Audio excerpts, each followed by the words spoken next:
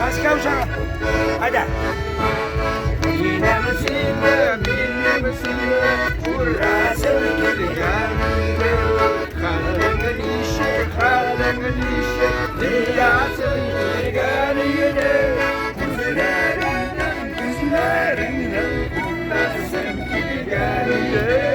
Sanırım neşe, aynenke, dünyası gelgende.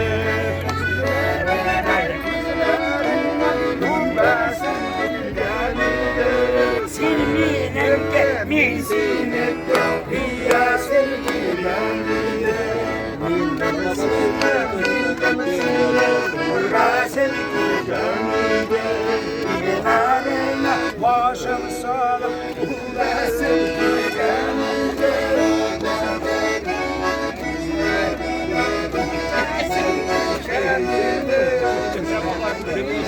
kendine.